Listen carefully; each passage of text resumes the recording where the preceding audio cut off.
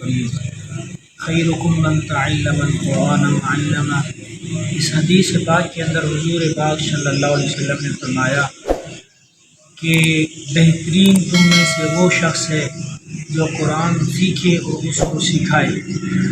آپ صلی اللہ علیہ وسلم نے کسی دنیا دار کو اس حدیث کے اندر نہیں بیان کیا کہ دنیا دار بہترین ہے، بہترین وہ ہے جو قرآن سیکھے اور سکھائے۔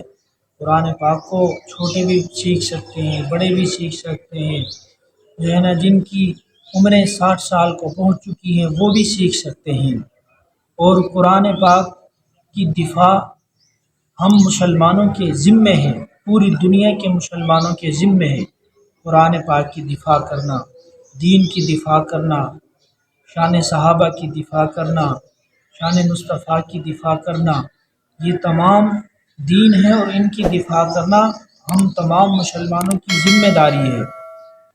اب جس طرح آپ دیکھ لیں سویڈن کے اندر جو ہے نا قرآن کی بے حرمتی کی گئی، بے حرمتی ہوئی۔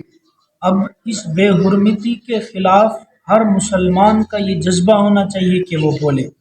اگر ہم ملک پاکستان کے اندر رہتے ہیں، ہم وہاں جا نہیں سکتے، ہم وہاں لڑ نہیں سکتے، جہاد نہیں کر سکتے، تو ہم کم از کم اتنا تو کر سکتے ہیں کہ علماء کرام کے ساتھ کھڑے ہو جائیں، جلسے جلوسوں کے اندر جائیں، اور اسی طرح جو ہے نا جتنے بھی جلوس نکلتے ہیں سویڈن کے خلاف نکل رہے ہیں یا نکلیں گے، تو دفاع قرآن کے لیے ہم تمام مسلمانوں کا حق بنتا ہے کہ ہم جائیں۔